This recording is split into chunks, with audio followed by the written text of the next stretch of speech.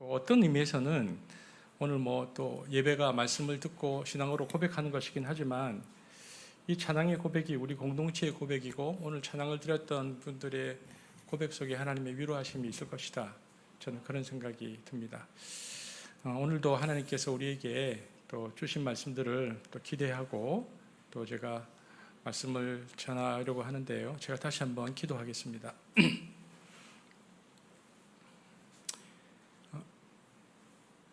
예배자로 모였습니다. 예배의 시작과 나중에 주님이시니 알파와 오메가이신 주께서 이 시간에도 저희들을 주장하여 주시기를 원합니다. 기도와 찬양을 받으신 주님, 이 시간 우리는 주님으로부터 말씀을 받기를 원합니다. 우리 심령에 새겨주시고 우리 공동체를 빚어주시고 우리의 삶을 말씀으로 빚어 주옵소서. 예수님 이름으로 기도합니다. 아멘. 오늘 이스라엘의 절기에 관해서 말씀을 함께 나누겠습니다. 오늘은 또 많은 교회가 맥주 감사주일로 지키는 날입니다. 그냥 한마디로 얘기하면 일종의 초여름에 지키는 추수감사절기라고 생각하시면 되겠습니다. 맥주 감사절을 통해서 한 해의 절반을 감사한 마음으로 맞이한다는 것은 참 좋은 일인 것 같습니다. 그래서 오늘 말씀은 맥주 감사주일의 근거가 되는 이스라엘의 절기에 관한 본문 함께 보도록 하겠습니다. 특별히 오늘 본문을 읽으면서 이스라엘의 구약시대의 절기가 신약시대를 살아가는 오늘 우리들에게 어떤 의미가 있는지, 그리고 우리는 이 구약의 이스라엘 절기를 어떤 관점으로 이해하고 해석하고 지켜야 하는지 또 살펴보는 시간을 좀 가지겠습니다. 여러분, 고대에는요 달력이 세 가지가 있었습니다. 첫 번째는 메소포타미아 지역에서 쓰던 달력인데 바벨론 제국에서, 그러니까 유프라테스 강 쪽에서 사용하던 달력은 원력입니다. 원력. 달의 중력이 바다의 밀물과 썰물을 일으키고 그것으로 인해서 그 토양의 수분 상태에 미세한 영향을 줄 수 있는데, 그래서 고대인들은 이 달 음력 주기에 따라서 토양의 수분 함량이 변화된다고 믿었고요.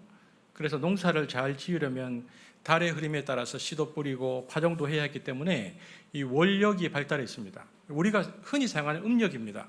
한국의 경우는 음력 기반의 24절기는 농사와 직결되어 있습니다. 일단 이집트는, 두 번째인데 이집트는 원력이 아니고 태양력을 썼습니다. 태양신 라를 중심으로 해서 태양력을 사용했는데 지금은 전 세계가 다 태양력을 사용합니다. 양력이라고 부릅니다. 근데 여러분, 이제 음력을 쓰고 또 양력을 쓰다가 여기서 시간이 더 지나면 이제는 자연 현상을 놓고 시간의 흐름을 파악하는 것이 아니고 역사적으로 어떤 중요한 사건을 시점으로 해서 시간을 순서를 정하는 달력이 나왔습니다. 이것을 이제 연호 혹은 연대기 방식이라고 부르는데, 특정 사건, 그러니까 주로 왕의 즉위식이나 혹은 정권의 수립이나 중요한 정치적 종교적 사건을 기준으로 연도를 세우는 방식으로 동양에서는 주로 특별히 임금이 즉위하면 이 시간의 시작으로 보았습니다. 그래서 한국의 경우에는 고려시대를 보면은 고려시대 광종이 즉위한 후에 사용한 광독 연호가 있습니다. 광독 1년, 2년. 그리고 이제 조선시대 세종 시기에 오면 세종 연호도 있습니다. 그래서 세종 1년, 2년 이런 식으로 가는 겁니다. 동양에서는 주로 그렇게 썼는데 지금 그걸 본받은 게 북한이죠. 그래서 북한은 어떻게 합니까? 주체 1년, 주체 2년 이렇게 갑니다. 세울 때 왕조 국가들의 특징입니다. 즉 나에게 영향을 미치는 가장 중요한 사건 혹은 인물의 탄생으로부터 날의 기점을 삼는 연대기 방식이죠. 동양에서는 그렇게 했는데 서구 역사에서는 수많은 기점들이 있었는데, 특별히 동양에서는 왕들을 중심으로 달력을 세웠다면 수많은 왕들도 서구에서도 있었거든요. 근데 왕 중의 왕, 최고의 왕이 누구냐 할 때 이미 서구는 2000년 동안 기독교가 이루어진 사회였기 때문에 예수 그리스도의 탄생이 가장 큰 영향을 미쳤다고 해서 BC와 AD로 나누는 겁니다. 그러니까 기점을 그렇게 둔 거죠. 가장 중요한 거다. 그런데 여러분, 이게 이제 인력을 쓰든 원력을 쓰든 연도기 방식을 쓰든 이렇게 오다가 무신론 시대로 넘어오면 그 의미가 없어집니다. 뭐냐면 신도 믿지 않고 또 신의 의미가 없어지니까. 그래서 근대로 넘어와서는, 그래서 이 시간의 기점을 정할 때 무엇을 역사의 가장 중요한 사건으로 시작할 것이냐 의견이 많이 나누었죠. 그런데 프랑스 대혁명 이후에는 한동안 프랑스 대혁명이 역사적으로 인류 역사에서 가장 중요한 시점이다. 예를 들면 인간의 신분이 폐지되고 모든 인간이 자유평등을 되찾은 날이니까 이것을 기점으로 해서 달력을 기준 삼자라고 해서 혁명 1년, 혁명 2년 이렇게 달력을 세자는 주장이 나왔습니다. 소위 말하는 프랑스 공화력인데요. 그런데 이제 이 프랑스 공화력은 그렇게 오래 못 갔습니다. 나폴레옹이 폐지시켜 버렸거든요. 그리고 다시 유럽 공동체는 유럽의 1500년 문화 속에서 역사의 가장 사건이 예수님 오시기 전후를 기준으로 해서 태양력을 중심으로 하는 예수님의 중심. 그래서 AD와 BC를 다시 사용하게 되어집니다. 그래서 전 세계가 지금은 거의 AD와 BC를 사용하는데요. 이렇게 근대의 어떤 역사적인 의미와 연관해서 근대에 와서 어떤 역사적인 의미와 연관해서 시간을 계수하는 이 방식. 여기에 가장 큰 영향을 주었던 원형은 그러면 이 원형이 어디에서 나오냐? 이것이 우리가 보고 있는 오늘 본문 유대인들이 가지고 있는 시간 계수 방식입니다. 그것을 달력으로 따지면 거룩한 달력에서 성력이라고 부릅니다. 유대인들은요, 시간의 기점을 어디에서 삼았냐 하면 출애굽했을 때 성력. 그래서 이걸 이제 히브리 캘린더라고 얘기하는데 주시 캘린더라고 얘기하기도 하고 출애굽을 했을 때부터 성력이라 그래서 이집트에서 출애굽한 날을 정월달로 삼았습니다. 우리로 따지면 양력으로 하면 4월인데요. 아비벌이라고 부르는데 양력으로 4월달쯤 되는 출애굽했을 때 그 날이 1월 1일이다. 정월이다. 그래서 유대인들은 그 날을 기점으로 성력이라고 해서 그들의 달력을 가집니다. 그리고 그 이후에 그 달력을 중심으로 해서 절기들이 쭉 나오거든요. 이게 무슨 얘기냐면은 이스라엘 백성들은 시간의 흐름을 달이나 태양이 아니고 역사적 사건을 중심으로 하되 동서양의 역사와 다른 것은 무엇보다 그 시간의 계수의 중심에 하나님과 그 시간을 연관시켰다는 것입니다. 그래서 이스라엘 백성들은 하나님의 역사를 기억하는 민족이 되는 겁니다. 그리고 이제 그들이 출애굽하고 40년 만에 가나안 땅에 들어가서 본격적으로 농사를 짓기 시작하면 이 농사를 짓는 이 절기하고 이 역사 의미를 같이 맞추어서 1년 단위로 계속 절기를 지키면서 이 절기를 지날 때마다 그리고 더 시간이 지나면 이스라엘 백성들이 예루살렘을 향해서 이렇게 순례 여행을 할 때마다 하나님의 하신 일들과 이 절기를 연결시키면서 하나님을 기억하곤 했습니다. 이렇듯 절기는 다 뭐하고 연관되느냐? 하나님의 구원 사건과 연관이 됩니다. 그러므로 이스라엘이라는 그 백성들의 민족적 정체성은 어디에 나왔느냐? 다 역사 의식에서 나왔습니다. 여러분 뭐 우리가 흔히 하는 말로 역사를 잊은 민족에게 희망이 없다 이렇게 얘기하는데요. 이스라엘은 순례의 명절을 통해서 자기의 뿌리를 돌아보는 동시에 민족적 정체성을 매 시간마다 그 시간을 하나님과 연관시키면서 재확인하고 했던 것입니다. 우리나라는 아쉽게도 역사의식이 좀 부족하다는 생각이 듭니다. 그래서 친일파들이 계속 나오잖아요. 이 역사를 잘 가르쳐야 합니다. 그래서 이스라엘은 아예 자기들의 근원, 정체성 뿌리를 역사로부터 시작을 합니다. 그래서 역사의식을 갖는다는 것은 매우 중요한 일입니다. 여러분, 아직 올리지는 마시고요. 이게 보면 이게 태영 목사님 자꾸 빨리 올려주셔가지고 제가 질문할 원래도 달력이 몇 가지 아니까 물어보려고 했는데 떠가지고 이거 못 물어봤고 이제 안 띄우고 제가 질문해 보겠습니다. 이스라엘은 7가지의 중요한 절기가 있습니다. 한번 들어보셨을 건데 그냥 무작위로 한번 아시는 절기 한번 얘기해 보십시오. 7가지 절기 뭐든지. 유월절 또 네? 무교절 또 수장절 좋습니다. 수장절 또 예? 초막절 또 뭐 추석 뭐 이렇게 얘기하면 안 됩니다. 자, 7가지 절기 한번 띄우십니까? 있습니까? 7가지 절기가 따로 있습니까? 없습니까? 지금 저는 안 보이는데. 있네. 한번 숫자를 읽어볼까요? 순서대로입니다. 시작. 유월절, 무교절, 초실절, 칠칠절, 나팔절, 속죄일, 초막절. 여러분 놀랍게도 제가 오늘 7가지 절기 서기를 다 할 겁니다. 그렇기 때문에 자, 여러분 보십시오. 뭐 너무 또 긴장하지 마시고 여기서 가장 중요한 소위 유명한 3대 절기 7가지 중에 3대 절기는 뭘까요? 유월절, 칠칠절, 초막절인데 이게 계절적으로 따지면 6월절은 4월달, 아까 4월이라고 그랬으니까 봄입니다. 그리고 77절이 뭡니까? 오늘 이 맥주절, 여름입니다. 초막절은 뭘까요? 가을입니다. 가을 추수와 관련된 거예요. 농사로 따지면. 그러니까 봄, 여름, 가을 추수와 연관된 절기고요. 그 옆에 보면 무교절, 초실절, 나팔절, 속죄일은 우리 소상진 간사님 계신지 모르겠는데 애니어그램 양날개처럼 이 중요 절기 옆에 이렇게 따라 붙는 절기들입니다. 그래서 이스라엘에 7가지 이제 절기가 있는 겁니다. 그리고 신앙생활 하시면서 7가지 절기나 다음에 또 제가 레위기 설교할 기회가 있으면 이스라엘의 제사에 관해서 설교를 할 텐데 이것은 우리가 상식적으로도 한번 알고 있으면 좋겠다는 생각이 듭니다. 첫 번째 6월절인데요. 오늘 본문 이제 읽지는 않았지만 신명기 본문에 들어 있습니다. 6월절 보겠습니다. 신명기 16장 1절 함께 보겠습니다. 시작. 아비보를 지켜 내 하나님 여호와께 6월절을 행하라. 이는 아비보를 내 하나님 여호와께서 밤에 너를 애굽에서 인도하여 내셨습니다. 아비벌이라고 부르기도 하고 니산월이라고 부르기도 하는 이 달이 우리들로 따지면 4월입니다. 4월. 이 달에 이제 4월 달이 되면 이스라엘이 1월 1일로 이제 생각했는데 뭘 행하라 그랬냐면 6월절을 행하라. 여러분 6월절이라는 게 무슨 뜻입니까? 한자로 유자가 건널 유자, 월은 월장한다 뭐 이렇게 얘기하잖아요. 그러니까 담장을 넘어가는 거, 넘어간다, 건너간다, 넘어갔다 이런 뜻입니다. 그래서 영어로는 패스오버라고 얘기합니다. 넘어갔다. 그 뜻이죠. 그럼 이게 무슨 사건이냐? 우리가 잘 아는 대로 출애굽기에 보면은 이집트에서 이스라엘 백성들이 430년 만에 나올 때 10가지 재앙이 있었죠. 10번째 재앙 얘기인데요. 마지막에 하나님이 모세를 통해서 이렇게 말씀하셨습니다. 이제 이 밤에 내가 온 이집트를 심판할 것이다. 나를 믿지 않는 모든 자들은 죽음의 심판을 당할 것이다. 이렇게 말씀하십니다. 그래서 죽음의 사자를 보낸다고 말씀하십니다. 그런데 살아날 길이 있다 얘기하시는데 여호와 하나님을 믿는 자들은 대문 문설주에 어린 양의 피를 칠하라. 그러면 내 사자가 죽음의 칼을 들고 지나가다가 그 집은 건너뛰어간다. 패스오버하게 될 것이다.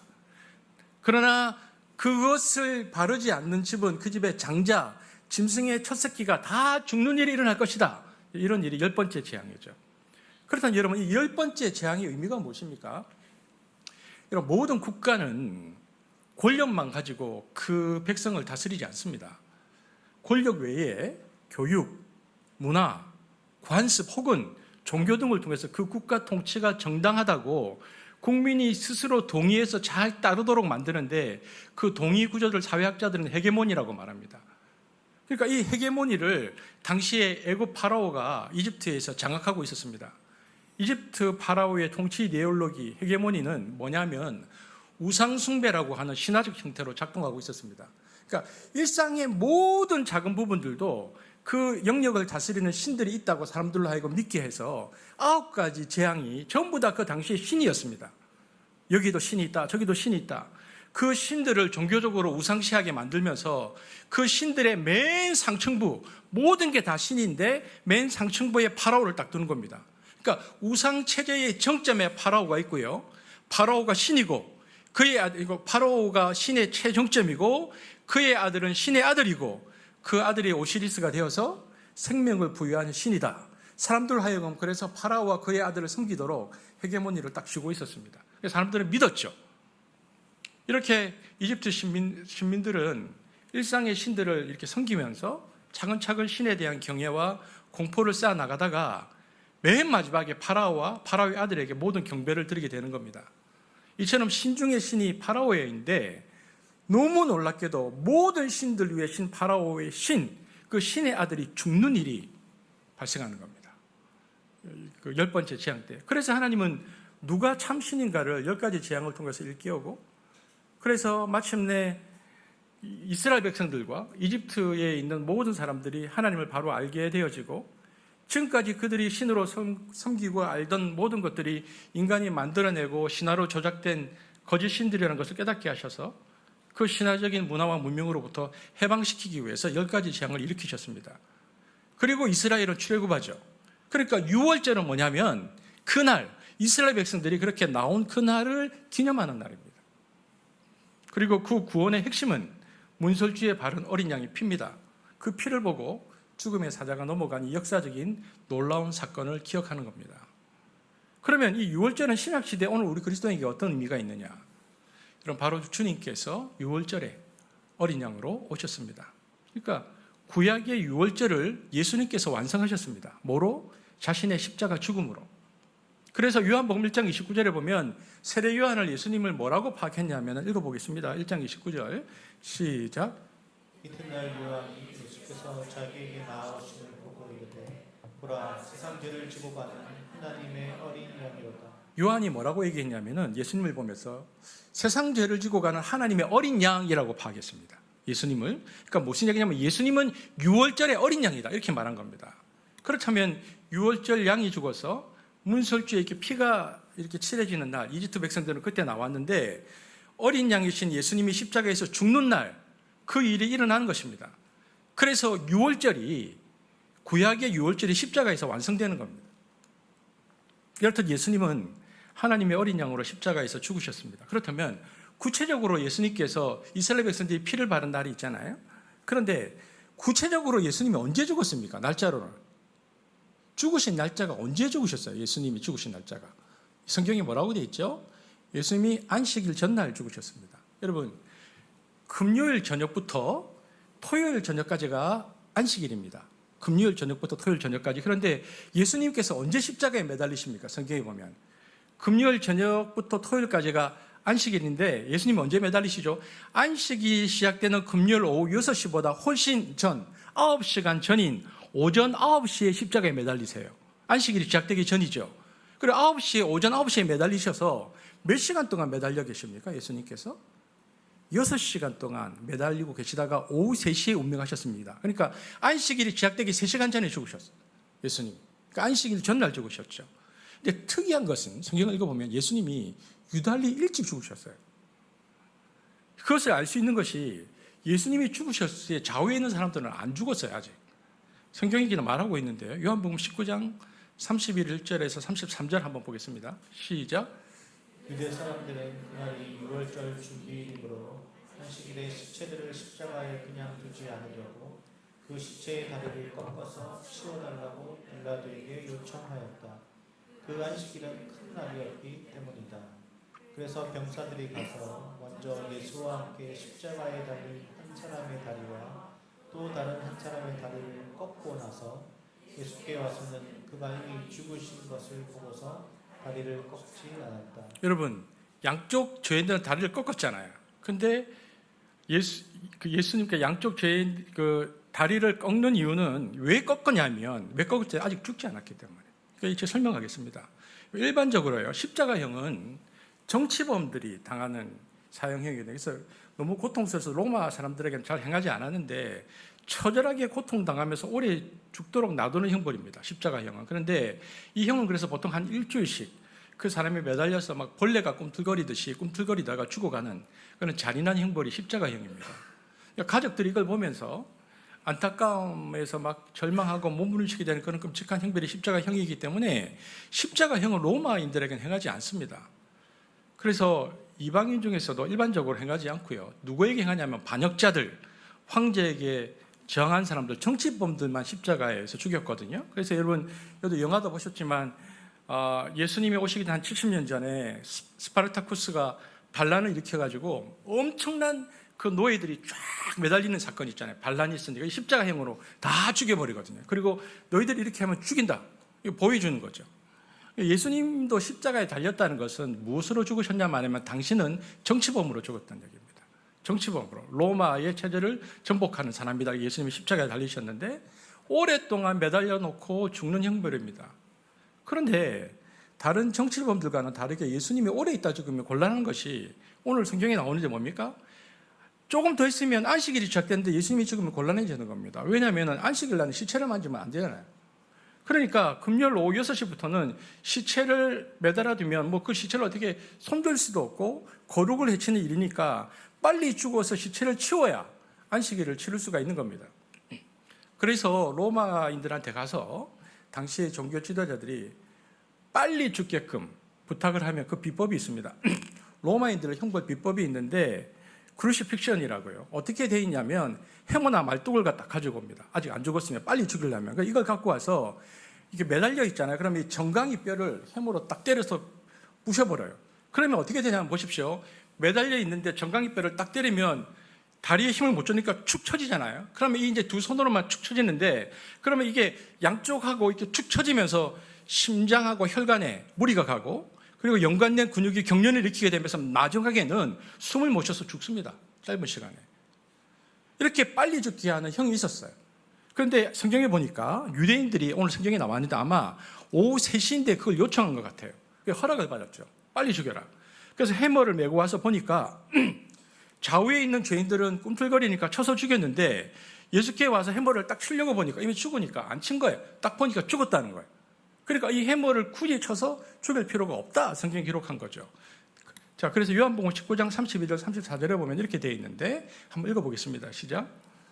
군인들이 가서 예수와 함께 못 박힌 첫째 사람과 또 그 다른 사람의 다리를 꺾고 예수께 이르러서는 이미 죽으신 것을 보고 다리를 꺾지 아니하고 그중 한 군인이 창으로 옆구리를 찌르니 곧 피와 물이 나오더라. 그래서 예수님의 사망 확인은 다른 방식으로 했죠. 어떻게 했냐면 창으로 찔렀어요.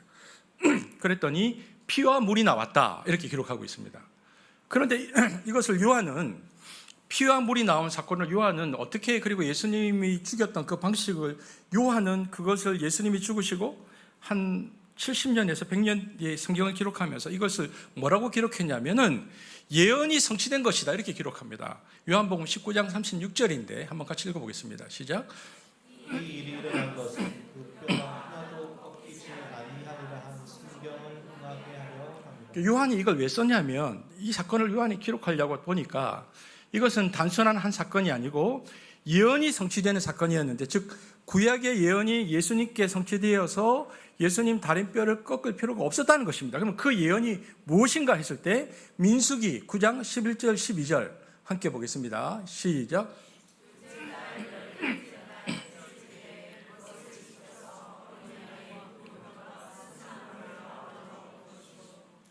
아침까지 무엇을 조금도 남겨두지 말며 그 뼈를 하나도 꺾지 말아서 유월절 모든 율례대로 지킬 것입니다. 뭐라고 되어 있느냐면, 창출 레민신할 때 제일 처음에 주셨던 그 율법에 유월절 양은 다리뼈를 꺾지 않는 게 유월절 규례입니다. 그렇게 말씀하셨죠.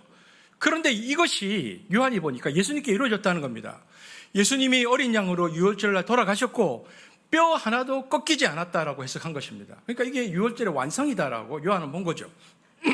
그리고 요한은 물과 피가 나왔다고 쓴 게 남다르게 기억하고 그걸 성경에 기록하는데, 이것을 이제 성례전적 해석이라고 말하는데, 물은 우리 죄를 지키시는 세례를 의미하고 피는 성찬, 그러니까 우리를 죄에서부터 구원하는 예수님의 보혈을 의미합니다. 그래서 예수님께서 십자가에서 세례와 성찬을 완성하셨다, 이렇게 해석을 하는 겁니다. 그렇게 돌아가신 것이다. 근데 여러분, 여기에 더 나아가서 예수님은 일찍 죽으셨잖아요, 다른 죄들보다. 그럼 왜 예수님은 유독 똑같이 매달렸는데 다른 사람들보다 일찍 죽으셨을까를 고민하고 생각한 사람이 있습니다, 역사적으로. 그 사람이 누구냐면 어거스틴인데, 어거스틴은 이 부분에 대해서 남다른 연구를 했습니다. 특별히 어거스틴이 어떻게 연구했냐면 헬라어 본문을 깊게 연구했는데, 어거스틴은 예수님이 죽기 전에 자기가 죽을 시간을 미리 아셨다라고 해석합니다. 어거스틴의 해석입니다. 그래서 마지막 돌아가실 때 십자가상에서 외치던 마지막 말씀이, 우리가 이제 보통 사람들은 내가 언제 죽는지, 나중에 우리 김승경 목사님 오늘 여기 오셨기 때문에 한번 여쭤봐야 되겠는데, 사람이 마지막 죽을 때 자기 정말 내가 숨이 끊어진다는 걸 아는지 보통 의식이 없다고 하는데, 근데 특이하게도 예수님은 자기가 죽을 때가 이런 걸 아시고 의식이 있었습니다. 그리고는 큰 소리로 아버지여 내 영혼을 의탁하나이다, 이렇게 말씀하셨다는 겁니다. 그러니까 자기가 지금 죽는다는 시간을 정확하게 인식했다, 이렇게 말하는 거죠, 어거스틴이. 그러니까 곧 숨이 내가 지금 끊어진다는 것을 아셨다는 겁니다. 그리고는 그 영혼이 돌아가시니라 큰 소리를 지르고 돌아가셨다, 이렇게 되어 있습니다. 누가복음 23장 46절 한번 보겠습니다. 시작. 예수께서 큰 소리로 불러 가라사대 아버지여 내 영혼을 아버지 손에 부탁하나이다 하고 이 말씀을 하신 후 운명하시다. 여러분, 이 부분이 굉장히 독특한데요, 예수님이 자기 의식이 있는 상태로 자기의 죽을 시간을 알고 있었다. 내가 이제 지금 죽는다, 지금 이제 그 몇 초든 몇 분이든 죽는다, 이게 굉장히 독특합니다. 그래서 어거스틴이 주목한 구절은, 성경에 보면 그 성경 구절도 있으면 그 영혼이 돌아가시니 운명하시다, 여기에 주목했습니다. 여기 이 복음서 원문을 보면 헬라어로는 능동태라고 되어 있습니다. 그런데 오거스틴은 이 능동태를 중간태로 해석했어요. 이게 무슨 말이냐면 아주 특이한 건데, 여러분 영어는 능동태가 있고 수동태가 있잖아요. 그런데 헬라어에는 중간태라고 제3의 태가 있는데, 이건 언제 쓰는 거냐면 소위 말하는 죄기용법입니다. 그러니까 정확히 얘기하면 죄기용법, 자기에게 스스로 돌아가시니라. 그러니까 오거스틴은 능동태로 쓰여진 이 본문의 신학적인 해석을 강조해서 중간태로 해석했습니다. 그러니까 원문 그대로 읽으면 아버지여 내 영혼을 아버지께 의탁하나이다 하시고는 어떻게 해석했냐면 예수님의 영혼이 죄기동사로 스스로 돌아가신다, 이렇게 본 겁니다. 이게 무슨 얘기냐면 예수님은 대제사장으로서 자기의 몸을 가지고 자기의 몸을 하나님께 속건제물로 드리고 죽으시는데 주도적으로 죽으셨다. 다른 사람이 죽어야 죽는데 예수님은 주도적으로 죽은 것을 아셨다. 자기 스스로 아버지께 자기를 바치셨다. 오거스틴은 이것을 굉장히 강조합니다. 왜냐하면 우리의 죄를 위하여 스스로 유월절 어린 양이 되신 예수님은 우리 인간을 너무나 사랑하셔서 스스로 주도적으로 기꺼이 어린 양이 되셨다. 이것을 일찍 돌아간 이유로 해석한 겁니다. 그러니까 그분이 그렇게 일찍 돌아가셨다, 이렇게 해석을 한 거죠. 여러분, 그렇다면 이 유월절이 오늘날 우리들에게 어떤 신앙적 의미가 있을까요? 우리는 유월절 안 지키잖아요. 여러분, 오늘날 우리에게 중요한 것은 신앙 고백입니다. 신앙 고백이 여기서 나오는 겁니다. 신앙인의 출발은 유월절입니다. 인간의 본성은 원래 다 죄 아래에 있습니다. 그러나 예수 그리스도의 그 피공로를 믿는 자들에게는 하나님의 심판과 진노가 우리 마음에 있는 신앙 고백으로 말미암아 예수 그리스도의 피를 보고 분노와 심판이 지나간다는 것입니다. 그러니까 우리가 예배 시간에 일어나서 사도신경 신앙 고백을 하는데요, 굉장히 중요한 것입니다. 신앙 고백. 여러분, 이단들 있잖아요. 이단들 교회 가면 신앙 고백 없습니다. 사도신경 외우지 않습니다. 왜냐하면 자기 교주로 말미암아 구원을 받아야 하는데, 우리가 사도신경 신앙 고백을 외우는 데서 우리의 신앙의 출발은 유월절이다라는 것입니다. 그래서 유월절이 지금 우리의 신앙 고백이 되는 것이죠. 아주 중요한 절기입니다. 그리스도인이 된다는 것은 거기서부터 출발하는 것입니다. 우리가 신앙 고백에 예수님의 피에 대한 확신한 고백이 있느냐 아니냐에 따라서 거기서부터 크리스찬인가 아닌가가 갈라지는 것입니다. 그래서 우리 사역지원부 형제들, 제가 우리 아이들 입교할 때 늘 유월절 피 바른 얘기를 아이들에게 얘기하는데, 여러분, 내 마음 가운데 내가 예수 그리스도의 그 보혈의 그 피가 내 신앙의 출발점이가 아닌가를 오늘 첫 번째 절기에서 우리가 기억하고 고백해내야 하는 것입니다. 자, 그럼 보지 않고 유월절 다음에 바로 그 다음 무슨 절기입니까? 유월절 다음에 안 보고? 아이고, 그새 또 잊어버려. 77절 이러면 중간에 몇 개를 정말 우리 너무 안타깝습니다. 뭐가 있어요, 중간에. 유월절 다음에 7가지 해요. 그 다음 뭐죠? 무교절입니다. 그럴 수 있습니다. 근데 저도 사람 이름도 모르고 어떨 때는 제가 아니 보고 묻습니다. 거기 있잖아, 그 교회, 우리 교회 이름이 기억이 안 나가지고 물을 때도 있습니다. 그러니까 그럴 수 있는데, 여러분 보십시오.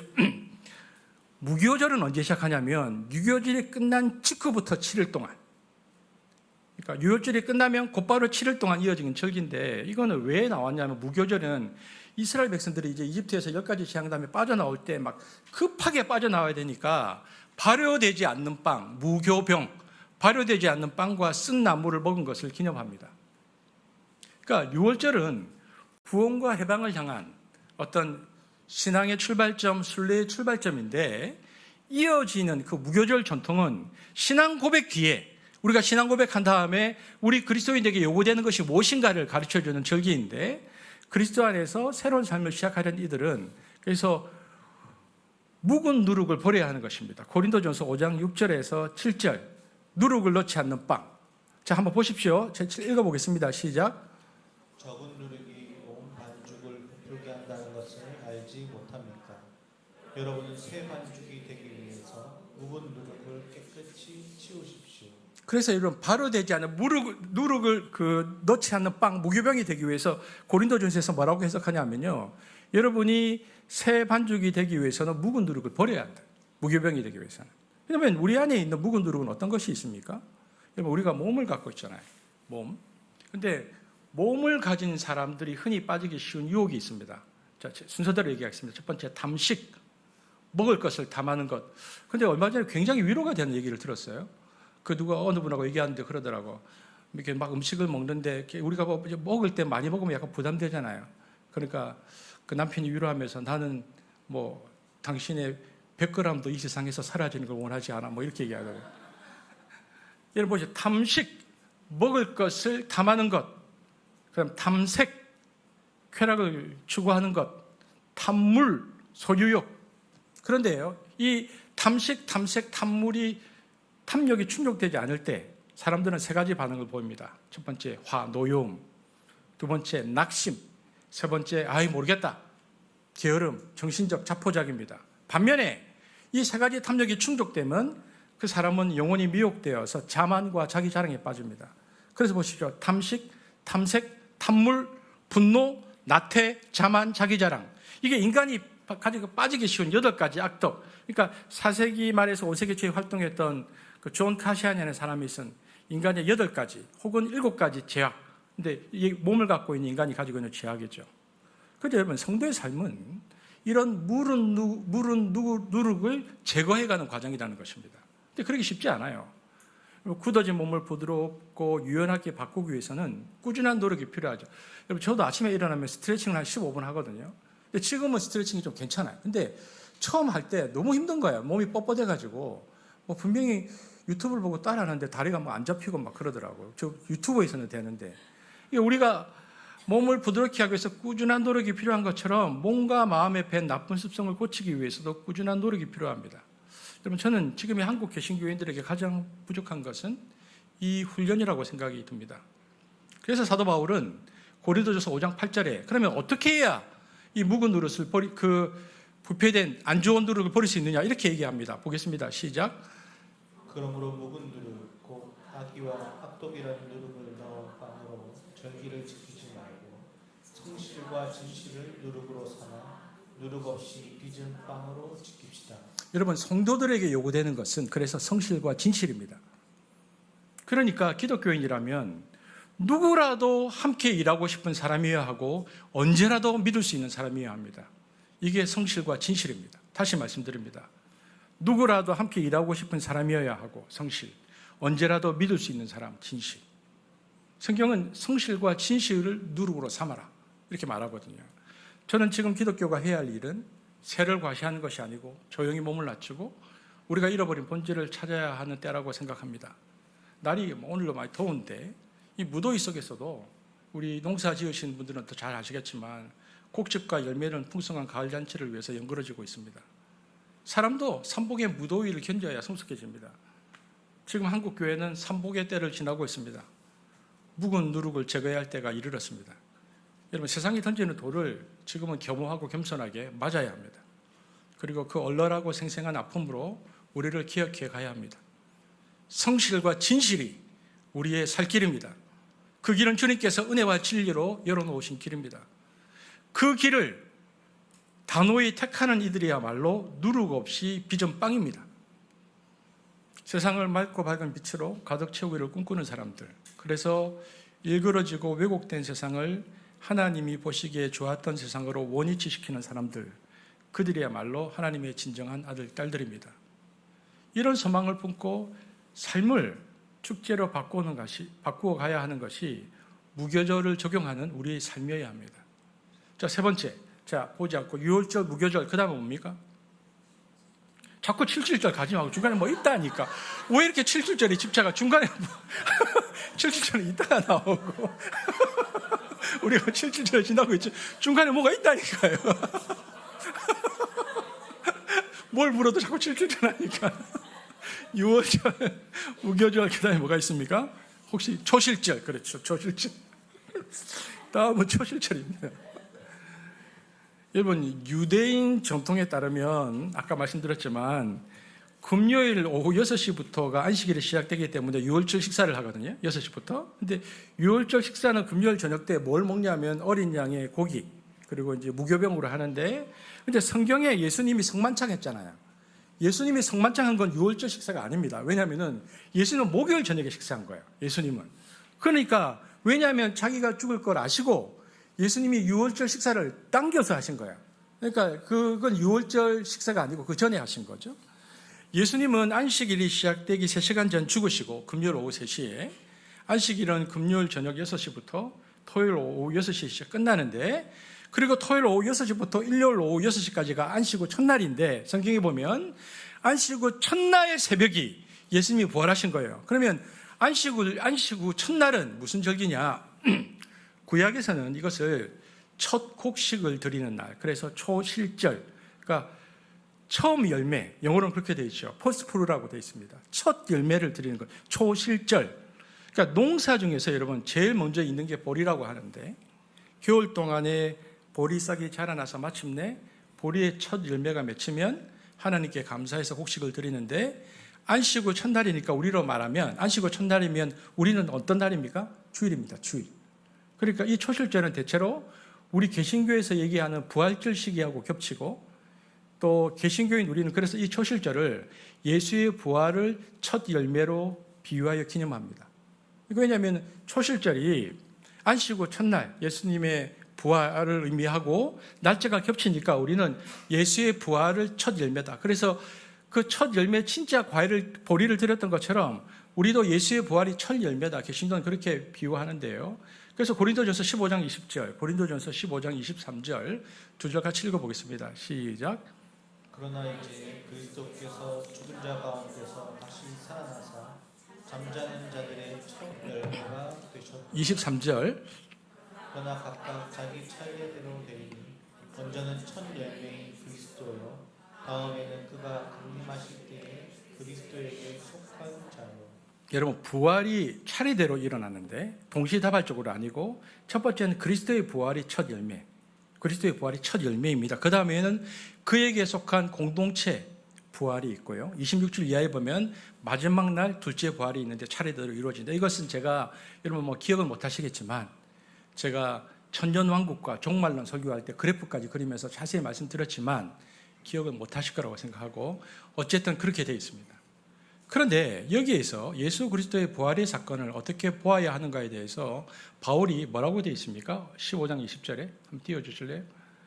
그리스도께서 죽은 자 가운데 다시 살아나사 잠자는 자들의 첫 열매, 이 표현이 중요합니다. 이것은 바울의 그림 언어 중 하나인데, 첫 열매라는 걸 설명하면, 예를 들어서 감이 열렸다 그러면 농부가 그중 가장 먼저 열린 감을 딱 따서 탁 먹어보는데 너무 단 거예요. 아, 올해는 감이 잘 됐다, 이거 달고 맛있다, 이렇게 분별이 됩니다. 이게 첫 열매죠. 그러면 첫 열매의 첫이라는 게 무엇을 의미합니까? 다음에 뒤따라서 하나님이 수확할 열매들과의 시간 개념인데, 첫 열매가 맛있다는 것은 곧 둘째, 셋째 모든 열매가 맺힌다는 얘기잖아요. 그러니까 예수는 첫 열매와 둘째, 셋째 열매와 마지막 열매까지 시간이 굉장히 짧다는 겁니다. 그러므로 첫 열매라는 표현 속에서 사도 바울은 무엇을 얘기하는가? 주님의 부활, 첫 열매이신 주님의 부활과, 아까 첫째 부활, 둘째 부활 얘기했잖아요. 둘째 부활은 마지막 주님의 재림인데, 마지막 추수 열매 맺는 그날 사이, 그러니까 주님의 첫 부활과 재림, 이것이 멀지 않고 굉장히 가깝다, 이렇게 표현한 겁니다. 첫 열매라는 표현을 썼어요. 근데 이때 얘기하고 2000년이 지났으니까 우리에게 시간 개념이 생겼잖아요. 그러나 사도 바울 당시에는 1000년이 하루 같은 겁니다. 그러니까 영혼이라는 개념 속에 시간은 양으로 들어가면 그냥 측정이 안 되거든요. 영혼으로 들어가서부터는 시간은 양이 사라집니다. 그러니까 주님의 부활, 즉 첫 열매와 마지막 재림하실 시간 속에선 그게 1000년이 됐든 물리적으로 2000년이 됐든 5000년이 흐르든 상관없이 사도 바울의 강조점은 첫 열매를 통해서 그 시간이 매우 짧다. 이것이 첫 열매라는 단어 속에 있는 구원의 긴박성을 사도 바울이 강요하고 있는 설명입니다. 첫 열매가 있으면 곧 그 열매들이 따라온다. 여러분, 기독교의 핵심은 뭡니까? 다른 종교와 다른 기독교 영성의 핵심 중심이 뭡니까? 우리 아까 6월절 얘기했는데 그리스도의 십자가와 또 하나는 무엇입니까? 부활입니다. 그러니까 초실절은 우리에게 부활의 믿음을 요구합니다. 그리고 그 부활의 믿음을 요구하면서 곧 우리도 부활할 것이 얼마 남지 않았다는 긴박성을 알리는 절기입니다. 우리에게 믿으라는 것이죠. 그러므로 우리는 이미 왔으나, 그러나 아직 오지 않는 그 하나님 나라를 기대하고 믿음으로 주님의 부활을 믿고 그 나라가 결코 멀지 않음을 인식하고 살아가야 함을 우리에게 일깨워주는 절기가 초실절입니다. 자, 6월절, 무교절, 초실절. 그 다음 뭡니까? 이제 하십시오. 뭐? 77절. 우리 좋아하는 초실절. 이게 초실절 다음에 나온 77절도 뭡니까? 맥추절. 이렇게 나오는데 보십시오. 이제 곡식의 낫을 되는 초실절 첫날부터 곡식의 낫을 딱 됐어요. 첫 열매. 초실절부터 시작해서 49일 동안의 절기. 신명기 16장 9절에서 10절 같이 읽어보겠습니다. 시작. 7주를 셀지니 곡식의 낫을 되는 첫날부터 7주를 세어 내 하나님 여호와 앞에 77절을 지키되 내 하나님 여호와께서 내게 복을 주신 대로 내 힘을 헤아려 자원하는 예물을 드리고. 보십시오. 그런데 보리로 봉헌한다. 첫 열매가 보리로 봉헌한다는 의미에서 맥추절이라고 하고요.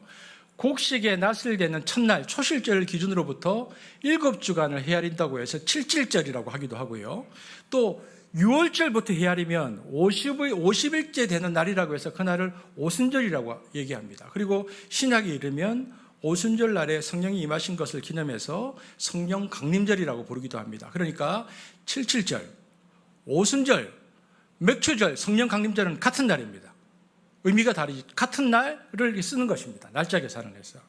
그런데 이제 그렇게 보리를 이제 50일째 돼서 이제 초실절을 기준으로 49일이 지나서 보리를 봉헌하고 그때는 이제 첫 열매가 아니니까 다 봉헌하고 함께 한여름에 축제를 벌리는데 성경이 이 축제를 뭐라고 얘기하냐면 지주들이나 귀족들만의 축제가 아니기 때문에 누구도 이 즐거움에서 배제되어서는 안 된다 이렇게 말합니다. 신명기 16장 11절 읽겠습니다. 시작. 당신들은 주 당신들의 하나님이 그의 이름을 두어 택하신 그곳에서 당신들과 당신의 아들과 딸과 남종과 여종과 성 안에서 같이 사는 레위 사람과 떠돌이와 고아와 과부까지도 함께 주 당신들의 하나님 앞에서 즐거워해야 합니다. 하나님은 이집트에서 강제 노역에 시달리던 이들을 찾아오셨고 지배자와 피지배자가 갈리지 않은 평등 공동체를 이루라는 꿈을 주시고는 출애굽시키셨거든요. 그래서 사회적 약자를 돌보는 것이 하나님의 백성의 마땅한 의무입니다. 신명기에 기록해 놓았어요. 그것을 소홀히 하는 것은 하나님의 택하심에 대한 배신이죠. 그렇기 때문에 오늘 본문은 이렇게 말하는 것입니다. 16장 12절 세 번을 읽어보겠습니다. 시작. 당신들은 이집트에서 종살이하는 것을 기억하고 이 모든 규례를 어김없이 잘 지키십시오. 그러니까 맥추절을 통해서 사회적 약자들을 돌보는 것이 하나님의 백성의 마땅한 의무라고 오늘 기록하므로 우리 교회가 얘기하는 그 모퉁이를 남기는 하영성의 공동체가 되기 위한 고백으로 함께하고 있는 이 선한 사마리아 프로젝트의 소중함의 의미를 되새기는 예배로서 맥추절을 지키는 것은 매우 중요합니다. 우리는 1년의 반을 지나고 이 맥추제의 의미를 지나면서 우리끼리 즐거워해서는 안 된다. 사회 약자와 또 힘들고 어려운 이들을 기억해야 한다. 그리고 그들이 기쁘게 살 수 있도록 배려하는 것이야말로 우리가 하나님께 바칠 진정한 예배라는 것을 잊지 않는 이 일에 쓰임받는 한습이 되어야 한다는 것을 기억하는 맥추절입니다. 자, 보십시오. 이제 뭐고? 6월절, 그 다음 뭡니까? 무교절, 그 다음 뭐 지났죠? 초실절, 그 다음 뭡니까? 77절에 비슷한 말은 뭐다? 초실절도, 맥추절도, 성령 강림절 이렇게 얘기해서 오순절. 그 다음 뭐가 나옵니까? 그 다음 다섯 번째, 그 다음 뭐죠? 나팔절. 나팔절의 기원에 관해서는요, 나팔절의 시작은 이런 것입니다. 나팔절은 나팔을 부는 겁니다. 그런데 홍해를 건너서 이제 보십시오. 출애굽까지 했어요. 무교병을 가지고 다 나왔어요. 그런데 홍해를 건너 시내 광야에 있는 이스라엘 백성들이 십계명을 받으러 시내산에 올라간 모세가 40일 동안 내려오지 않으니까 죽었을 거라고 생각하고 자신들이 인도할 신으로 금송아지 우상을 만들었어요. 근데 이제 40일 후에 십계명 돌비를 받아들고 하산하던 모세가 백성들이 이걸 만들어가지고 음란한 우상 숭배하는 모습을 보면서 분노하고 자기가 받아왔던 이 십계명 판을 막 집어 던져버리죠. 그리고 하나님은 또 진노하시고 그래서 우상 숭배에 참여했던 사람이 한 3,000명 정도 죽어요. 왜냐하면 자신들을 지금까지 인도하신 하나님을 잊어버리고 하나님께서 주신 율법과 계명에서 떠나서 잊었다는 사실을 모세의 그 분노와 모세의 이야기를 통해서 깨닫고 이스라엘 백성들은 결심한 거죠. 우리가 우상을 제하고 하나님께 간절한 회개의 기도를 올리겠습니다. 그래서 모세가 하나님께 다시 십계명을 받으러 올라오도록 명하셨고 모세가 시내산에 올라가서 40일을 다시 금식한 후에 그리고 총 80일이 걸렸죠. 내려오는데 날짜로 따지면 7월 10일에 두 번째 십계명을 받아서 내려오게 됩니다. 하나님께서는 모세가 두 번째 십계명을 받아 내려온 그날을 대속죄일, 그 다음 나오는 겁니다. 나팔절 다음에 나오는 대이스라엘 1년에 한 번 크게 죄를 속죄할 대속죄일로 정하시고 7월 10일 대속죄일 열흘 전 10일 전 7월 1일 날 나팔절로 삼으셨습니다. 그래서 이스라엘 백성들은 7월 1일 날 나팔, 소파르라고 그러는데 수장에 뿔나팔을 불어서 기념하고 나팔절 성회로 다 모입니다. 그리고는 그 10일 동안 그들이 회개하고 금식하면서 대속죄를 준비하는 이스라엘 백성들이 지었던 지난 1년 동안의 모든 죄를 대속받는 절기인데 이 대속죄를 경건하게 준비하기 위해서 열흘 전에 나팔을 불어서 예고한 날이 나팔절입니다. 이렇듯 나팔절에 부는 나팔은 죄를 속해 주시는 하나님의 약속이 열흘 남았으니까 더욱 정결한 마음가짐으로 하나님을 경외하라는 회개를 촉구하는 의미입니다. 유대의 전통에서는 그래서 나팔절 7월 1일부터 7월 10일 이 10일 동안을 대속죄 기간을 두고 이 날을 두려움의 날이라고 말했습니다. 이 시기는 이스라엘 백성들에게 회개와 자기 성취할 기간이 주어졌습니다. 신약 성경에서는 이 나팔 소리가 그리스도의 재림과 연관이 됩니다. 그리고 나팔 소리는 요한계시록 16장 15대로 나오는데요. 나팔 소리는 우리에게 깨어 회개하고 하나님의 최종 심판에 대비하라는 하나님 나라를 살아가는 우리들의 태도에 관해서 이야기합니다. 그러니까 절기가 예수 그리스도의 십자가도 얘기하고 부활도 얘기하고 그리고 부활을 믿는 것을 요구하고 나팔절은 주님의 재림을 대비하라. 그러므로 이미 그러나 아직 오지 않은 하나님 나라를 살아가는 우리들의 삶의 자세는 하나님의 심판에서 벗어날 수 없었던 내가, 감히 하나님 나라에 들어갈 수 없었던 내가 예수 그리스도의 십자가를 통해서 그 복음을 통해서 하나님 나라에 들어갈 수 있게 되었기 때문에 지금부터 이미 온 하나님 나라를 내가 하나님 나라의 다스림을 받으면서 어떻게 살아갈 것인가. 그러니까 이 나팔절 그 삶을 고민하는 것이 그리스도인의 태도인데 그렇게 이미 임한 하나님의 나라의 현재성을 고민하며 살아가라.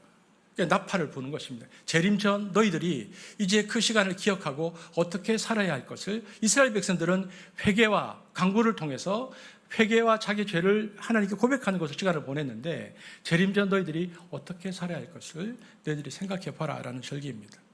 그리고 7월 1일 나팔절 그리고 7월 10일 조금 전에 말씀드렸는데 대속죄일 이스라엘 백성들의 죄를 다 속하는 대속죄를 지나서 또 대속죄 일주일을 지나서 7월 15일이 되면 죄도 다 속죄받고 그 다음에 이들이 모든 알곡을 하나님의 창고에 드리면서 하나님께 감사를 드리는데 이것을 초막절, 아까 얘기했던 장막절 혹은 수장절이라고 부릅니다. 신명기 16장 13절에서 15절 한번 같이 읽어보겠습니다. 시작. 당신들은 타작마당과 포도주에서 소출을 거두어 드릴 때에 1년 동안 초막절을 지켜야 합니다. 당신들은 이 절기에 당신들과 당신들의 아들과 딸과 남종과 여종과 성 안에서 같이 사는 레위 사람과 떠돌이와 고아와 과부까지도 함께 즐거워해야 합니다. 모든 남자는 한 해에 3번 무교절과 칠칠절과 초막절에 주 당신들의 하나님이 택하신 곳으로 가서 주님을 배워야 합니다. 그러나 빈손으로 주님을 배워 가서는 안 됩니다. 여러분 여기 보면 이 초막절은 어떤 절기냐면 여기 나오는데 제일 앞에 13절 어떻게 되어 있냐면 당신들은 타작마당과 포도주 틀에서 소출을 거두어 드릴 때 1회 동안 초막절을 지켜야 합니다. 그러니까 가을 수확을 마친 후에 지금까지 돌보아 주신 하나님의 은혜를 돌아보는 절기입니다. 우리는 말하면 추수감사절하고 이제 유사합니다. 초막절은 그래서 돌아보는 절기입니다. 초막절이 되면 그런데 우리는 그냥 추수감사절날 추석하고 비슷한 개념으로 그렇게 하지만 유대인들은 이때 1년을 돌아보면서 뭘 했냐? 자기 집 뒷마당이나 옥상에 수카라고 하는 허름한 초막을 지었습니다. 그리고 아이, 어른 할 것 없이 모든 세대가 동참했죠. 함께 짓는 일을 통해서 기억을 몸과 마음에 새겼던 절차입니다. 여러분 지금도 이스라엘에서는 이 기간이 되면 집에서 다 나옵니다. 집에서 안 자죠. 멀쩡한 집 놓아두고 다 들판에 나와서 텐트를 칩니다. 어떤 사람은 옥상 위에 텐트를 칩니다. 그럼 편하죠. 그러면 편하죠. 밖에보다. 절기는 지키는데 옥상 위에 있으니까. 그런데 애들이 에어컨도 안 켜고 불편하잖아요. 그럼 묻잖아요. 아빠, 왜 우리는 집에서 안 자고 여기서 자? 그러면 이때 아빠가 설명하는 겁니다. 우리가 옛날에 출애굽해서 광야로 나와서 40년 동안 텐트를 치고 살았어. 그리고 40년이 지난 다음에 하나님이 가나안 땅으로 들어가기 허락하셨어. 들어가서 그해 첫 농사를 지어서 농사에 추수감사절 예배를 드린 게 초막절이야. 그때 추수감사절을 하면서 광야 40년의 고난을 기억하고 이 땅을 줘서 농사짓게 하신 것을 감사하면서 우리가 행사로 이렇게 텐트 생활을 하는 거야 라고 말해주는 겁니다. 여러분, 이게 굉장히 중요합니다. 감사하면서 기억하는 것. 우리가 삶의 형편이 나아지면 사람은 세계를 바라보는 시선도 바뀌고 생각하는 방식도 달라집니다. 내가 집이 없을 때와 집이 있을 때 사고방식은 달라집니다. 그리고 내가 무엇을 하기 전과 하기 후는 달라지죠. 그래서 사람은 생각하는 대로 사는 게 아니라 사는 대로 생각하기에 마련이라는 말이 있습니다. 여러분, 삶의 도구를 바꾸는 순간 하나님조차 바꾸는 게 인간이라는 말도 경험을 바탕으로 한 진실을 원합니다. 여러분, 개구리 올챙이적 생각 못한다는 옛말도 똑같은 지점을 가리킵니다. 사람들은 구질구질했던 자신의 기억을 어떻게든 지우려고 합니다. 그러나 그런 기억을 말끔히 지우는 순간 우리는 오만에 빠지기 쉽습니다. 기억하는 것이 중요합니다. 그래서 이스라엘 백성들은 감사하면서도 40년의 시간을 기억하기 위해서 텐트를 쳤습니다. 그런데 그들이 텐트를 칠 뿐만 아니라 아까 보았지만 뭡니까? 창고에 들어가는 첫 곡식들, 첫 알곡들을 집어넣었습니다. 그러면 창고에 들어가는 그 알곡이 뭐냐? 마지막 초막절에 속죄일의 어린 양의 보혈로 1년 동안의 모든 죄가 씻김받고 하나님께 깨끗한 알곡 상태로 드려지는 이스라엘 공동체를 의미합니다. 그래서 야고보서는 1장 18절에 이렇게 얘기합니다. 읽어보겠습니다. 시작. 그가 그 피조물 중에 우리로 첫 열매가 되게 하시려고 자기의 뜻을 따라 진리의 말씀으로 우리를 낳으셨습니다. 그러니까 여러분, 쉽게 얘기하면 우리 그리스도인들은 주님의 부활의 첫 열매에 따라서 거두어지는 열매들입니다. 그러므로 이 초막절이 우리에게 의미하는 바는 뭐냐면 우리가 하나님의 창고로 들어갈 알곡이라는 것을 기억하는 것입니다. 알곡 그리스도인. 그렇다면 이 열매, 하나님의 잘 익은 열매는 무엇입니까? 우리가 알곡 그리스도인이면 초막절에 우리가 알곡으로 들어가야 되는데 성경은 성령의 열매를 어떤 크기나 외형으로 말하지 않습니다. 성령의 열매는 교회당이나 교인들의 숫자가 큰 것을 의미하지 않습니다. 성령의 열매는 성령의 능력하고 다른 겁니다. 능력이란 단어는 주로 귀신 쫓거나 죄를 이기는 그런 영적 전쟁 상황에 임하는 것이지만 이게 성령의 권능이고 성령의 열매는 다릅니다. 철저하게 성경은 성령의 열매는 인격적인 것으로 표현합니다. 갈라디아서 5장 22절, 23절 읽어보겠습니다. 시작. 오직 성령의 열매는 사랑과 희락과 화평과 오래 참음과 자비와 양성과 충성과 온유와 절제니 이 같은 것을 금지할 법이 없느니라. 여기 성령의 열매가요 단수형입니다. 그래서 존 스타트 목사님은 이것을 뭐라고 얘기했냐면 이 성령의 열매의 가장 좋은 비유는 포도송이 같다고 얘기했습니다. 한 송이인데 열매가 많잖아요. 그것처럼 한 송이의 9가지 열매가 함께 맺히는 겁니다. 그래서 사랑, 희락, 화평, 오래 참음, 자비, 양성, 충성, 온유, 절제 이 9가지 열매는 성령이 한 송이 열매다 이렇게 얘기하는 겁니다. 그렇기 때문에 이 9가지 열매는 어떤 건 먼저 있고 어떤 건 나중에 생기는 게 아닙니다. 동시에 발생해서 동시에 기거하는 것이다. 포도도 그렇게 읽잖아요. 그래서 골고루 그리스도의 인격이 9가지 방면으로 성숙해지는 것이 성령의 열매고 이 열매를 하나님께서 거둬 가신다. 그런 공동체가 되어야 한다고 말하는 것입니다. 우리가 주일마다 묵상하고 있는 야곱을 보면 알지만 야곱뿐만 아니라 우리의 인생길은 고난, 연단, 힘든 일 다 많지만 하나님의 은혜를 통해서 마침내 우리의 인격이 변화되는 성화의 과정을 겪습니다. 성화를 통해서 이 성령의 열매를 맺어서 마지막 장막 하나님 나라로 들어가는 것입니다. 그런데 여러분 지금 신앙생활 하신 지 얼마나 되셨습니까? 모태 신앙인 분, 제가 한 번씩 묻는데 이렇게 한번 밑으로만. 와, 엄마 모태. 보십시오. 지금 진짜 대단합니다. 지금 수십 년을 신앙생활 하시는 거잖아요. 그런데 우리가 어떻게 이게 중간에 이탈 안 하고 있을 수 있죠? 저도 그런 생각을 해보는데 우리가 예수 그리스도를 믿고 부활도 고백하고 나름대로 성화의 과정을 거치지만 그러나 우리가 지금까지 올 수 있었던 이유는 무엇인가? 성경은 그것은 마침내 우리가 그 열매를 맺게 해주시기 위한 농사로 따지면 하나님의 축복이 있는데 그것은 이른 비와 늦은 비라고 말합니다. 11장 14절 신명기 시작. 여호와께서 너희의 땅에 이른 비 늦은 비를 적당한 때에 내리시니. 그러니까 우리하고 다릅니다. 왜냐하면 첫 열매를 3, 4월 달에 맺으니까 이른 비는 가을 반대입니다. 우리하고 주로 10월에서 11월경에 내리는 비로 씨를 뿌린 후에 땅을 부드럽게 해서 씨앗이 발하도록 돕는 비고 늦은 비는 우리하고 반대입니다. 주로 3, 4월경에 내리는 비로 곡식이 있고 수확을 준비하는데 이제 오는 비인데 이렇게 해서 열매를 거두게 된다는 것입니다. 그러니까 이스라엘 동산은 하나님이 원하시는 열매는 하나님의 은혜, 매일 누리는 이슬로 짓는다 이렇게 말하는 것입니다. 여러분, 우리 예수를 처음 믿으면요, 복음의 씨앗이 처음 떨어져서 싹이 나올 때는 하나님이 특별한 은혜를 주십니다. 그래서 그때는 막 기적도 일어나고요, 기도하면 즉각 응답도 오고 별일이 다 옵니다. 이게 이른비입니다. 막 주세요. 그러다가 그때부터 하나님 나라를 살아가는 성화의 과정으로 딱 들어가면 우리 삶의 소재의 대부분은 고난, 외로움, 지루함, 평범함 이런 걸로 막 점철되죠. 그러니까 첩 간격이 사라지고 신앙의 역동성도 없어지고 해이지고 나태해지고 신앙생활을 그저 한 운동 만 운동 합니다. 그러다가 인생의 노년이 있다고 하잖아요. 인생의 노년이 오면요, 근데 성경에 보니까 하나님은 몸은 늙었는데 놀라운 깨달음과 인사이트로 늦은 비를 우리에게 풍성하게 주시면서, 오늘 찬양의 가사처럼 내가 살아온 모든 길이 하나님의 은혜였구나, 내가 살아온 모든 것이 하나님의 손길이었구나, 그렇게 신앙생활을 할 수 있도록 깨달음과 그리고 인사이트로 우리를 인도하신다. 그러니까 여러분, 좋기는요, 노년의 은혜 받는 게 굉장히 중요한 겁니다. 열매가 마지막에 완성되기 때문에.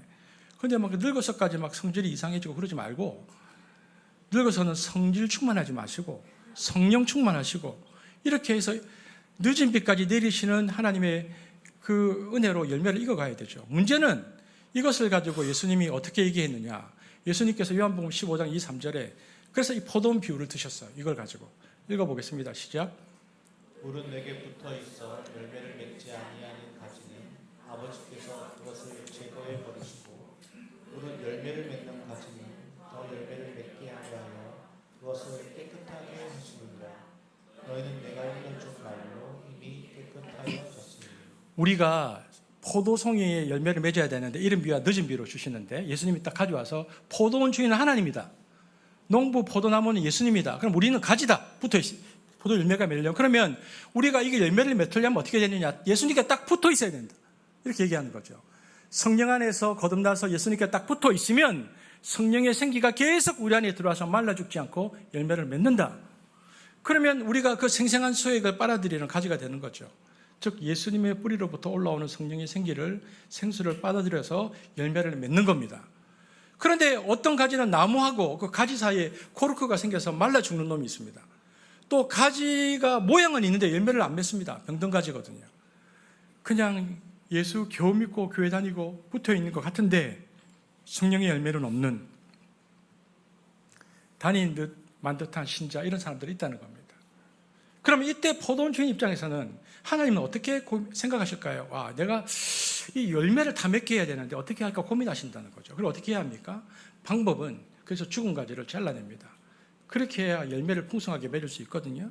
쓸데없이 옆으로 뻗어나온 가지들이 있습니다. 그것을 가만히 놓아두면 수액이 거기로 가서 다 흩어져서 열매가 건실하게 나오지 않습니다. 포도알이 굵어지지 않죠. 그래서 포도 비율을 보면 뻗어나가는 가지를 잘라냅니다. 깨끗하게 하는 전지작업. 그렇게 해서 열매가 풍성하게 맺어지는데, 성경에 보면 가지를 딱 잘라내는데 그 잘라내는 가지는 뭐라고 얘기합니까? 집에서 하시는 분? 전지가위. 전지가위에 해당되는 게 무엇일까요? 요한복음 15장 1절 3절 읽어보겠습니다. 시작. 참 포도나무요 내 아버지는 농부라. 물은 내게 붙어 있어 열매를 맺지 아니하는 가지는 아버지께서 그것을 제거해 버리시고, 물은 열매를 맺는 가지는 더 열매를 맺게 하려 하여 그것을 깨끗하게 하시니라. 너희는 내가 일러준 말로 깨끗하게 하였으니, 무슨 얘기입니까? 전지가지에 해당되는 것은 너희는 내가 일러준 말로 이미 깨끗하여졌다, 말씀입니다. 내가 너희에게 일러준 말로 가지를 제거하고 깨끗하게 하신다 하시면서, 너희는 즉 제자들에게 내가 일러준 말로 너희들은 깨끗하게 될 것이다. 그러니까 하나님, 예수님이 쓰시는 전지가위가 무엇입니까? 말씀입니다. 말씀으로 깨끗하게 된다. 말씀으로 우리의 제된 성품을 잘라내십니다. 사람은 자칫하면 욕망의 포로가 되기 쉽습니다. 여러분, 이렇게 여기 물이 있는데 물을 붓고 흔들면 찰랑찰랑, 물처럼 우리 마음도 늘 찰랑거립니다. 작은 어려움 앞에서 찰랑거리고 칭찬이나 비난 앞에서 찰랑거립니다. 마치 찰랑대는 버릇이 된 것처럼 우리 마음이 쉽게 흔들립니다. 뿌리가 없기 때문입니다. 중심이 잡히지 않았기 때문입니다. 하나님은 사람의 연약함을 잘 아시기 때문에 어떻게 해야 그 마음을 다잡아 웅성 깊은 사람이 될 수 있는지를 가르치십니다. 신명기 11장 18절에서 20절 시작. 그러므로 당신들은 내가 한 이 말을 마음에 간직하고 골수에 새겨두고 또 그것을 손에 며 표로 삼고 이마에 붙여 기호로 삼으십시오. 당신들의 집 문설주와 대문에도 써서 붙이십시오. 삶의 중심을 잡기 위해서는 하나님 말씀을 꼭 붙들어야 합니다. 마음에 간직하라, 골수에 새기라, 손에 메고 이마에 붙이라, 심지어는 집 문설주와 대문에도 써붙이라는 말도 따지고 보면 같은 말의 다양한 변주인데 하나님은 얼마나 인간이 유혹에 취약한 존재를 아십니다. 그렇기 때문에 시시때때로 하나님의 말씀으로 우리 삶을 늘 조율하라 이 말씀입니다. 조율되지 않은 악기로 연주하는 음악이 소음인 것처럼 하나님의 말씀으로 조율되지 않는 삶은 불협화음이 되기 일쑤입니다. 제가 늘 말씀, 오늘 성가대 오늘 찬양대 너무 찬양 잘하셨는데 만약에 어떤 사람이 진짜 음치다, 오늘 우리 찬양대 말하는 거 아닙니다. 어떤 사람이 진짜 음치인데 본인이 음치인 거 모르는 거예요. 그러니까 이분이 자꾸 이상한 소리를 내니까 다른 사람 말도 못하고 이렇게 하고 있는데 그분이 그러는 거예요. 내가 더 열심히 하겠습니다. 이러면 더 열심히 할수록 이상한 소리가 나잖아요. 이 사람은 어떻게 해야 됩니까? 음치를 교정받고 오면 소리를 낼 수 있겠죠. 그러니까 그런 거죠. 열심히 중요한 게 아니고 말씀 앞에서 내 삶을 조율하는 게 중요한 겁니다. 말씀 앞에서 내 삶을 조율해야 내가 가지에 붙어 있을 수 있고 가지에 붙어 있어야 늦은 비와 잊은 비로 내리치는 하나님의 은혜를 누릴 수 있고 그래야 내 삶이 마지막 날 하나님의 장막에 들어갈 때 하나님께서 원하시는 성령의 열매로 들어갈 수 있다. 이렇게 말하는 것입니다. 농부들이 가을비와 봄비를 기다리듯이 우리도 은총의 단비를 기다립니다. 그래야 신앙의 열매를 맺을 수 있기 때문입니다. 삶이 힘겨울수록 하나님의 말씀으로 자꾸 돌아가야 합니다. 말씀을 골수에 새기고 누가 뭐라 하든 그 말씀을 따라 걷기로 작정하는 순간 우리 속에는 튼실한 뿌리가 생깁니다. 그러면 어떠한 바람이 불어와도 무너지지 않습니다. 그 말씀을 정돈하겠습니다. 아마 뒤에 띄워주실 것 같은데 6월절 우리의 신앙 고백을 지나 무교절, 누룩을 우리 삶에서 제거하고 초실절, 부활의 첫 열매이신 그리스도를 믿는 부활신앙으로 이미 왔으나 아직 오직 않은 그 하나님 나라를 살아가며 맥추절, 사회적 약자들과 함께하는 공동체가 되어서 나팔절을 통해서 늘 깨어 다시 오실 주님을 기다리고 초막절, 알곡이 되기 위해서 말씀 앞에 자신을 세우며 이른 비와 늦은 비로 우리 삶을 성화로 이끌어 가시는 하나님의 은혜를 구하는 한수 공동체가 되어주기를 주의 이름으로 축복합니다. 기도하겠습니다. 주님, 은혜를 베풀어 주셔서 제가 주님 앞에 깨끗한 나무, 열매를 풍성히 맺는 나무가 될 수 있도록 도와주옵소서. 6월절의 그 은총과 오순절의 그 성령의 강림하심과 하나님의 거룩한 전지치기를 통하여서 우리가 알곡이 되어 주님 앞에 들어가도록 내 인생을 붙잡아 주옵소서. 감사를 드리며 예수님 이름으로 기도합니다.